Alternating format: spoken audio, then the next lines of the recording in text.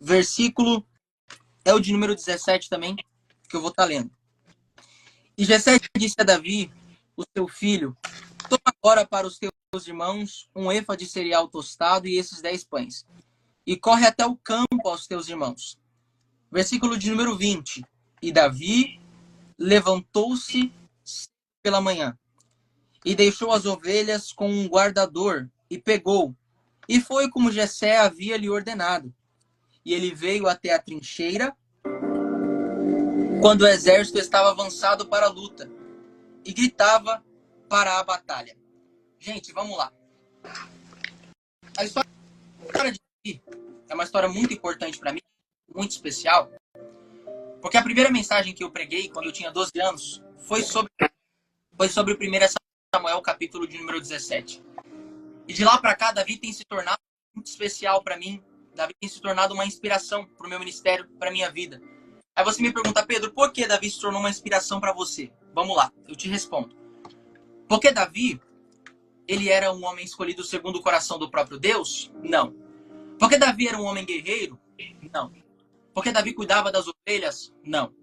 Mas Davi se tornou uma inspiração, uma referência para mim, porque Davi era tudo isso sendo jovem, assim como eu era, assim como eu sou. E Davi, ele entra para a história a partir do capítulo de número 6, a qual a Bíblia fala que Davi, ele recebe uma unção de rei. Davi, ele é ungido. E no capítulo de número 16, além de ser o capítulo reconhecido como o capítulo da unção, também é o capítulo reconhecido como o capítulo da oportunidade. Porque a Bíblia fala que nesse capítulo, Davi teve a oportunidade de entrar no palácio. E antes, a Bíblia não falava que Davi tinha oportunidade de entrar no palácio. Então, a partir desse capítulo, nós entendemos que é o capítulo da unção e o capítulo da oportunidade. Mas quando nós chegamos no capítulo de número 17, o cenário é totalmente diferente. As coisas que estão acontecendo é totalmente diferente. Já não é mais um capítulo da unção e já não é mais um capítulo de oportunidade no começo. Porque a Bíblia fala que é um capítulo caótico. É um cenário de guerra. É um cenário de peleja. É um cenário de batalha. Porque a Bíblia começa dizendo que os filisteus estavam guerreando contra os exércitos de Israel. Só que eu acho interessante, porque a Bíblia não fala o motivo dessa guerra. A Bíblia não fala o porquê que eles estavam guerreando entre si. E se tem algo que nós, que somos estudiosos da Bíblia Sagrada, nós usamos, é a hermenêutica. E Pedro, o que é isso? Não vou me aprofundar, mas é para você entender. A hermenêutica se trata de você fazer perguntas ao texto, para que assim o texto venha te responder e você venha entender a situação que está acontecendo. E eu perguntei ao texto, dizendo o porquê dessa guerra e o porquê desse desafio. A verdade é que nós fazemos muitas perguntas como essa atualmente. Nós entramos em uma situação e questionamos a Deus, dizendo, Deus, o porquê da guerra que eu estou passando? O porquê do desafio que eu estou enfrentando? E muitas das vezes nós não entendemos, só que eu acho lindo a Bíblia, porque lá em João 13, versículo 7, está escrito que o que eu faço agora tu não entendes, mas tu vai entender depois. Que pelo fato de eu não entender aquilo que Deus está fazendo, não quer dizer que ele deixou de fazer. Eu não estou entendendo, mas Deus não perdeu o controle da situação. Voltando ao texto, nós entendemos que existe uma guerra e existe um desafio. E eu perguntei a Deus, dizendo, Deus, qual é o motivo desta guerra? No versículo de número 17, eu descobri o motivo da guerra. Porque a Bíblia fala que o pai chamou Davi do pasto. Peraí, Pedro, o que a chamada do pai para Davi tem a ver com o motivo da guerra e tem a ver com o motivo do desafio? Eu te respondo. Porque se não houvesse guerra, se não houvesse desafio, logo não teria o porquê o pai chamar Davi do pasto. Mas para o pai liberar uma chamada que Davi precisa, ele permite a guerra, ele permite o desafio. Eu estou sentindo a presença de Deus aqui enquanto nós estamos iniciando essa introdução, porque existem pessoas que estão no meio de uma guerra, no meio de um desafio, e estão questionando a Deus, dizendo, Deus, o porquê dessa guerra, o porquê desse desafio. E Deus toma esse jovem na maior simplicidade para dizer para a sua vida, tudo isso é porque eu te chamei. Porque se não houvesse guerra dentro da sua casa, logo não teria o porquê eu te chamar para pregar para sua família. Se não houvesse guerra no seu sociedade, nos seus amigos, logo não teria porquê eu te chamar para pregar para eles. Mas para mim te levantar com uma chamada, Deus está dizendo, eu permito a guerra. Eu permito o desafio. desafio. E não é porque eu esqueci de você, é porque eu te amo tanto. Mas te amo tanto que eu permiti uma guerra e um desafio só para mim te chamar. Davi, ele recebe a chamada de Deus, gente, eu tô sentindo a presença de Deus aqui. E Davi, ele vai dormir. No outro dia, Davi acorda. Ele acorda de manhã cedo para poder cumprir a chamada que o pai liberou para ele. Mas a pergunta que fica é, Davi vai sair para a guerra do lado de fora, mas e as ovelhas que o pai confiou para ele cuidar do lado de dentro? Davi vai sair para guerrear contra Golias do lado de fora? E quem vai ficar com as ovelhas que ele foi confiado pelo pai para cuidar do lado de dentro? Só que eu acho tão lindo que no versículo de número 20 está escrito: e Davi, levantando-se pela manhã, antes de sair para a guerra, Davi deixou alguém cuidando das ovelhas. Porque Davi entendia que não adiantava nada Davi sair para guerrear do lado de fora e deixar as ovelhas que o pai confiou para ele cuidar desamparadas do lado de dentro. A verdade é que nós vivemos em uma geração de pessoas, Giovana, que são muito boas para guerrear do lado de fora, pregam do lado de fora, cantam do lado de fora, mas deixam a família desamparada do lado de dentro. Deixam os amigos desamparados do lado de dentro. Mas através dessa live eu acredito que Deus vai levantar Davis que entendem que não adianta ser vitorioso do lado de fora e fracassado do lado de dentro. É melhor deixar alguém cuidando das ovelhas e sair para ser vitorioso do lado de fora. Davi, ele respeita a voz do pai. Ele vai em direção à guerra. Davi chega na guerra. Só que quando Davi chega, eu acho tão interessante, porque a Bíblia fala que Golias subiu para o monte. É interessante que quando Davi não havia chegado, Golias continuava embaixo. Quando Davi não havia chegado, Golias continuava embaixo. Mas quando Golias quis se exaltar e subir, aí Deus envia um Davi. E daí, Pedro, não me entendi, eu simplifico para a sua vida, que para todo Golias que se exalta, Deus tem um Davi enviado para confrontar. A verdade é que na minha geração existem muitos pregadores que enquanto estão embaixo é uma coisa, mas quando sobem no altar para pregar é totalmente diferente.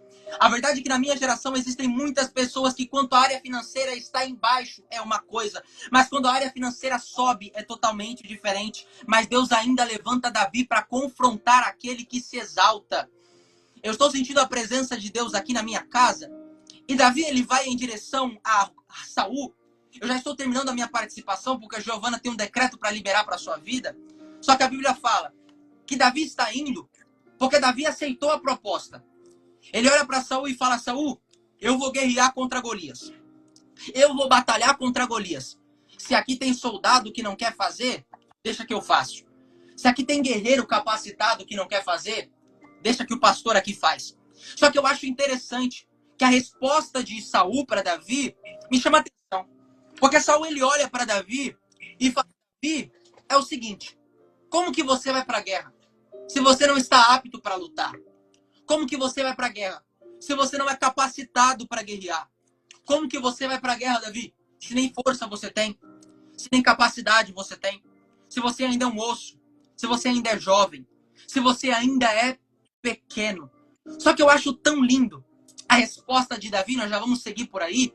Só percebe que nesse versículo nós entendemos que Davi está sendo rejeitado pela força que Davi carregava, pela autoridade que Davi não tinha. Davi estava sendo rejeitado pelos homens, pela altura que Davi não tinha, por Davi não ser um homem de guerra. Só que a resposta de Davi é tão linda, porque Davi olha para Saul e fala: Saul, eu, quando estava no campo, matei urso e matei leão. E daí, Davi? E daí que quando o urso e o leão se levantou contra mim, o Senhor estava comigo. Pedro, eu não entendi aquilo que você está dizendo lá, vai profecia para a sua vida. Davi estava sendo rejeitado pelos homens, mas ele olha para Saul e fala: Saul, eu posso ser rejeitado pelos homens, mas eu sou aceito por Deus. E a minha preocupação não é se você me aceita, a minha preocupação é se Deus me aceita. Eu estou pregando para uma geração, estou pregando para pessoas que estão nessa live que foram rejeitadas pela sociedade, rejeitadas pelo pai, rejeitadas pela mãe, rejeitados pelos seus amigos, mas foram aceitas por Deus. Porque pode uma mãe se esquecer de um filho, porventura, Deus, ele não esquecerá de vós. Tem pessoas que estão recebendo essa palavra porque elas olham e falam: se a sociedade me rejeita, eu não chego. Se a sociedade me rejeita, eu não alcanço. Se a sociedade me rejeita, eu não posso.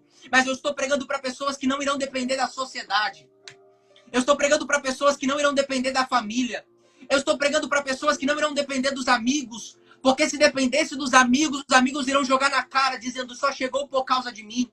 Só conquistou por causa de mim.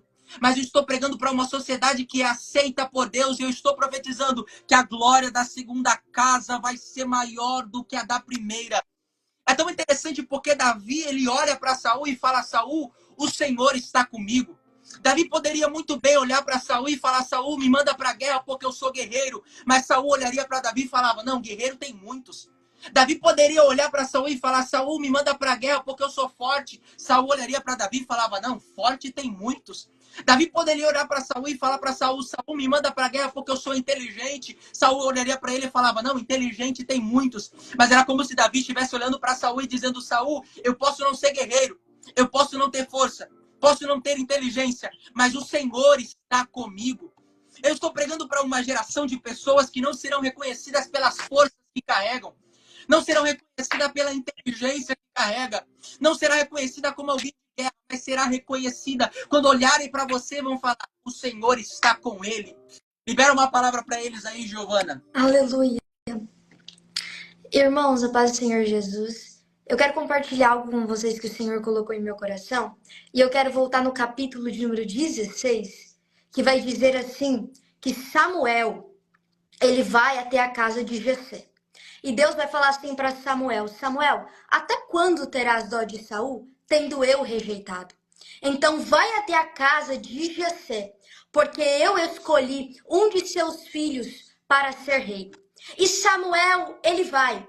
Só que quando Samuel ele chega lá, o Senhor vai dizer assim para Samuel: Samuel, não olha para a aparência, porque o homem vê a aparência, mas eu conheço o coração. E quando se passa os filhos de Jessé, Eliabe, Abinadab, Samar, e se passam 7 filhos de Jessé, Deus não escolhe nenhum destes para ser rei. Só que o que me chama a atenção é que Davi está no pasto e ele está apacentando ovelhas malhadas. As ovelhas malhadas são ovelhas que ninguém quer cuidar. Só que Davi entende que ministério não é só quando eu tô com o microfone na mão. Ministério não é só quando eu estou em um púlpito pregando para a multidão. Mas ministério é ter coragem de fazer aquilo que ninguém tem coragem. E Davi está no pasto, Pedro. Isso me chama muita atenção, porque Deus tinha falado para ele, para Samuel, não olhar para a aparência, mas para olhar para o coração. Porque é bem verdade que rostinho bonito não ilude Deus. Deus, ele conhece caráter. Deus, ele conhece a intenção do coração. Até porque os irmãos de Davi, eles eram guerreiros. Se eles eram guerreiros, eles tinham estrutura para ser rei. Só que Deus já conhecia a intenção do coração. O interessante é que Deus vai olhar e vai dizer assim: não olha para a aparência, olha para o coração. Só que nenhum daqueles filhos de Jessé, Deus tinha escolhido. E Samuel vai olhar e vai dizer assim: acabou-se os seus filhos? E Jessé vai falar: não, tem um lá no pasto, apacentando ovelhas. E Samuel manda chamar. E ele fala assim: só vai se assentar na mesa enquanto ele chegar. Só que olhe bem pra cá. E eu vou liberar a primeira. O que me chama a atenção, Pedro, é porque Jessé, quando ele manda chamar, Davi, ele está no pasto. Só que o interessante é que Davi, o seu pai, tinha se esquecido dele. Os seus irmãos se esqueceram de Davi. Só que quem era para ver Davi, já viu há muito tempo. Quem era para enxergar Davi, já enxergou há muito tempo. Quem era para notar Davi, já tinha notado há muito tempo. O interessante, Pedro, é que não é Davi que vai até a casa do seu pai e se apresenta para Samuel. E nem tampouco é Davi que vai até Samuel. Só que é Samuel que vai até a casa de Jessé e manda chamar ele no pasto. Por quê, Giovana? Porque a palavra do Senhor vai dizer que há um tempo determinado para todas as coisas. Eu vou liberar isso daqui para a vida de alguém. Se há um tempo determinado para todas as coisas, não sou eu quem vou atrás do milagre, mas é um milagre que na hora certa vem até a mim e chama meu nome. Não, eu tô pregando isso daqui para a vida de alguém. Isso daqui é para quem crê, porque o problema é que tem gente que quer destaque. O problema é que tem gente que quer se aparecer. Só que como há um tempo determinado para todas as coisas, quem era para te ver já te viu há muito tempo. E Deus está dizendo para a vida de alguém: escolhido você já é, chamado você já é, te ver eu já te vi e já me apresentei para você, mas no tempo determinado eu mando chamar o teu nome. Não, eu tô liberando isso daqui até porque é bem verdade que Deus, ele é especialista em escolher anônimos. Deus é especialista em chamar gente que não tem nome. Me prova, Giovana, eu te provo. Aleluia. 1 Reis, capítulo de número 17, vai dizer assim: Elias, o tibista, que morava em Gileade. Se a gente for procurar e entender a geografia de Gileade, nós vamos entender que Gileade, o povo não era conhecido pelo seu grande nome. Gileade, o povo não era conhecido pela sua sofisticação. Muito bem pelo contrário. O povo que morava em Gileade era povo esquecido. Melhor dizendo, era povo que vivia no anonimato. Só que eu vou liberar isso daqui para a vida de alguém. Quando Deus quer escolher, capacitar, levantar alguém, Deus não precisa ir em palácio. Quando Deus quer escolher, capacitar e levantar alguém, Deus não precisa ir em ofício sacerdotal. Quando Deus quer levantar, separar e ungir alguém, ele vai atrás de gente que está disponível. Não, eu tô pregando isso daqui porque eu tô sentindo o céu. Deus está dizendo para a vida de alguém aqui: ei, mesmo que você esteja no anonimato, mesmo que ninguém esteja te vendo, mesmo que você não esteja tendo oportunidade, eu já te vi, já te reconheci, já te escolhi, já te capacitei. Só que olhe bem para cá. O interessante de tudo é que Davi, depois que ele é ungido, Davi ele vai para a guerra. E eu já estou terminando aqui. Davi, quando ele chega na guerra, os seus irmãos olham para Davi e falam assim: Davi, o que você veio fazer na guerra? Não era para você estar cuidando das ovelhas do nosso pai? Só que o interessante, e eu já abro um parênteses para liberar para a vida de alguém aqui, o que Deus está dizendo para a vida de alguém, até porque é bem verdade, que quem não tem coragem de fazer, vai se levantar para tentar parar quem tem coragem de fazer. Eu vou melhorar para ver se tem alguém que entende. Quem não tem coragem de ir pregar, sempre vai se levantar para tentar parar quem tem coragem de ir pregar. Quem não tem coragem de cantar, sempre vai se levantar para tentar parar quem não tem coragem de se levantar e cantar. Só que o interessante, Pedro, é que Saul, ele vai dar suas armaduras para Davi.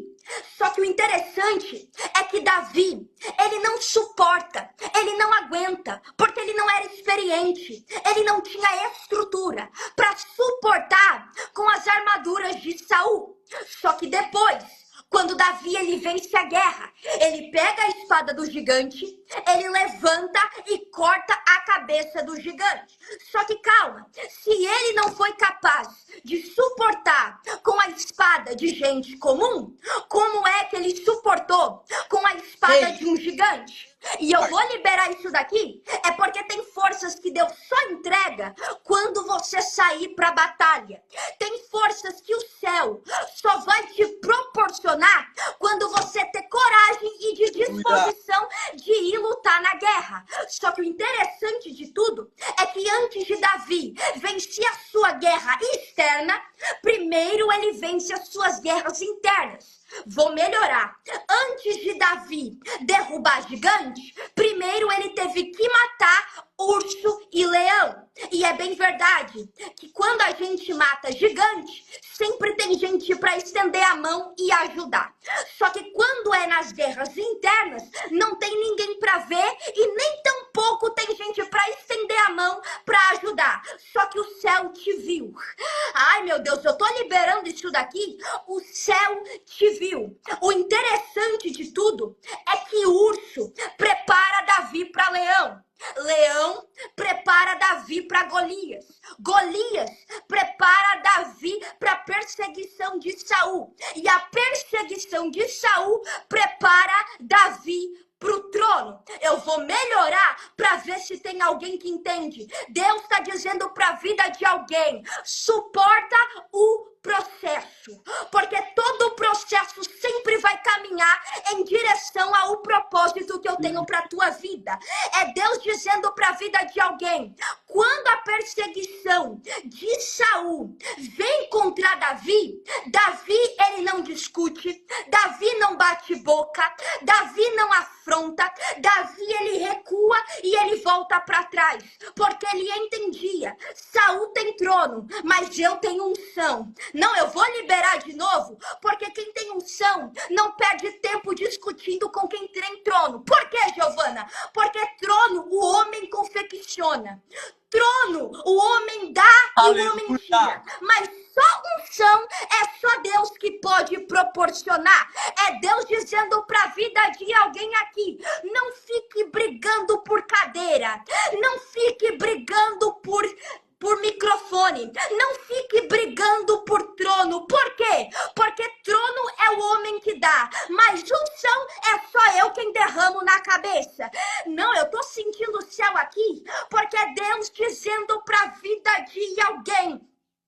Só que o interessante, Pedro, é que Deus não tem pressa em levar Davi para o trono. Eu vou melhorar, eu nem ia falar isso, eu já ia encerrar. Só que o interessante é que Saul é rejeitado e Davi, ele é ungido. Não seria mais fácil Deus tirar Saul e colocar Davi, sendo que Saul tinha sido rejeitado e o Espírito de Deus tinha se retirado de Saul? Só que Deus não faz isso. Saul, mesmo Deus retirando e saindo de Saul, Saul continua no trono. E Davi, que foi escolhido, separado e ungido, volta para o pasto e não se assenta no trono. Só que eu vou liberar isso daqui. Por que Deus não tem pressa? Porque antes de Deus te colocar onde Ele quer, primeiro Ele precisa te moldar. Antes de Deus te colocar no propósito que Ele quer, primeiro Ele precisa construir uma estrutura para você. Antes de Deus te colocar no patamar que Ele quer, primeiro Ele precisa te preparar. Até porque para todo Davi, Deus sempre tem um Golias para mudar a estrutura do seu ministério. Pode falar, Pedro. Giovana acabou de falar algo muito interessante, quando ela disse que Deus, ele não tirou Saul do trono para ungir Davi.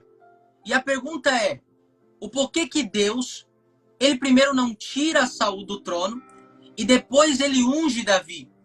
O porquê que Deus, no capítulo de número 16, olha para Samuel e fala: Samuel, vai para a casa de Jessé, porque lá eu já tenho provido um rei.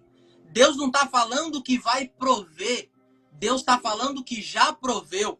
E a pergunta é, o porquê que Deus não esvazia o trono para depois Deus colocar a unção sobre Davi? Eu respondo, porque Deus nunca espera surgir uma necessidade para enviar uma provisão.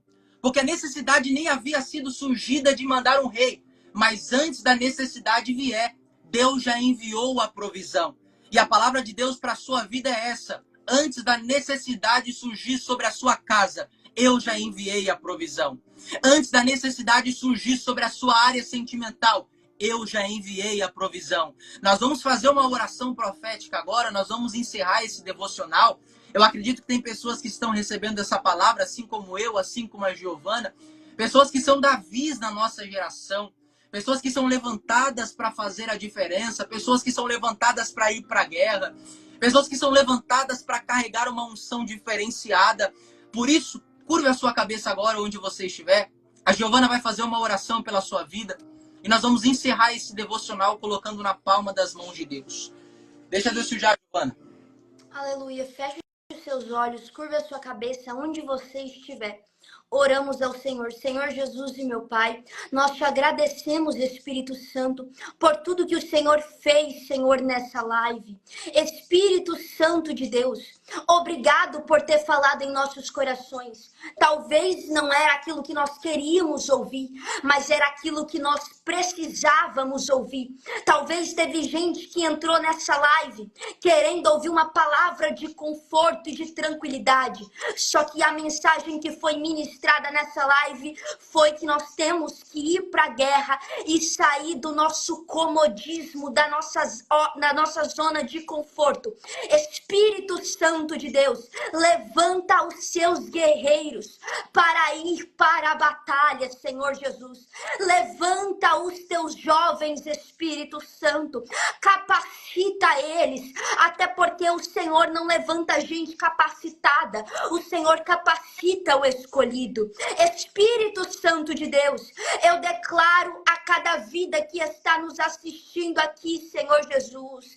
Aleluia, dê autoridade, Senhor, para eles irem para a guerra, irem para a batalha, Senhor Jesus. Usa os seus filhos, Espírito Santo. Venha falando conosco, Senhor, cada dia mais. Venha nos dando paz, Senhor Jesus. É o que eu te peço, eu te agradeço em nome do Senhor Jesus. Amém. Gente, obrigado por todo mundo que esteve aí com a gente. Que live, hein? Vai ser difícil esquecer aquilo que Deus falou aos nossos corações. Eu vou pegar essa live, eu vou postar ela no YouTube para aqueles que não conseguiram assistir. Desde já eu agradeço a todo mundo que estava aqui com a gente, todo mundo que desde o início está acompanhando esse nosso projeto. Eu acredito que muitas mais pessoas serão alcançadas. Domingo que vem a gente vai estar aqui de novo. E é isso, gente. Um abraço. Fica com Deus.